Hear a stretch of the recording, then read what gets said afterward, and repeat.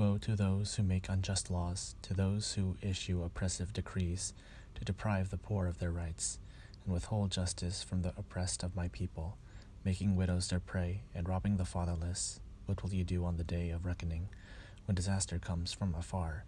To whom will you run for help? Where will you leave your riches? Nothing will remain but to cringe among the captives or fall among the slain. Yet for all this, his anger is not turned away, his hand is still upraised.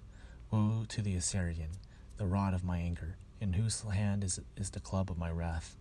I send him against a godless nation, I dispatch him against a people who anger me, to seize loot and snatch plunder, and to trample them down like mud in the streets. But this is not what he intends, this is not what he has in mind. His purpose is to destroy, to put an end to many nations. Are not my commanders all kings, he says?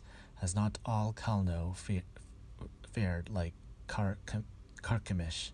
Is not Hamath like Arpad, and Samaria like Damascus?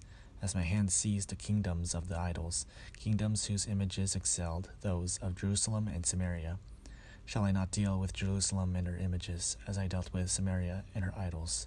When the Lord has finished all his work against Mount Zion and Jerusalem, he will say, I will punish the king of Assyria for the willful pride of his heart and the haughty look in his eyes.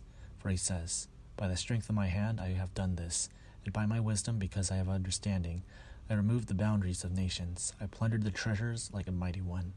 I subdued their kings, as one reaches into a nest. So my hand reached for the wealth of the nations, as people gathered abandoned eggs. So I gathered all the countries, not one flapped a wing, or opened its mouth to chirp.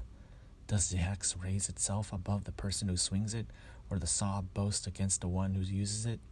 As if a rod were to be wielded the person who lifts it up, or a club brandish the one who is not wood. Therefore the Lord Almighty, will send a wasting disease upon his sturdy warriors. Under his pomp a fire will be kindled, like a blazing flame. The light of Israel will become a fire, their Holy One a flame. In a single day it will burn and consume. His thorns and his briars, the splendor of his forests and fertile fields, it will completely destroy as it when a sick person wastes away. And the remaining trees of his forest will be so few that a child could write them down. In that day the remnant of Israel, the survivors of Jacob, will no longer rely on him who struck them down, but will truly rely on the Lord. The Holy One of Israel, a remnant will return. A remnant of Jacob will return to the mighty God. Though your people will be like the sand by the sea, Israel by a remnant will return. Destruction has been decreed, overwhelming and righteous. The Lord Almighty will carry out the destruction decreed upon the whole land. Therefore, this is what the Lord Almighty says. My people who live in Zion, do not be afraid of the Syrians who beat you up with a rod and lift up a club against you, as Egypt did. Very soon my anger against you will end, and my wrath will be directed to their destruction. The Lord Almighty will lash them with a whip, as he was when he struck down Midian at the rock of Oreb, and he will raise his staff over the waters, as he did in Egypt. In that day their burden will be lifted from your shoulders, their yoke from your neck. The yoke will be broken because you have grown so fat. They enter Aiath, they pass through Migron, they store supplies at Michmash. They will go over the pass and say, We will camp overnight at Geba. Ramah trembles, Gibeah of Saul flees.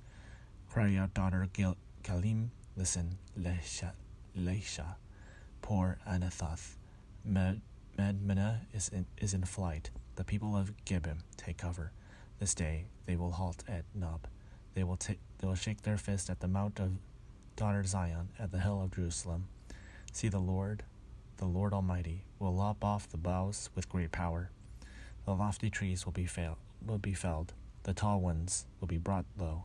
He will cut down the forest thickets with an axe. Lebanon will fall before the mighty one.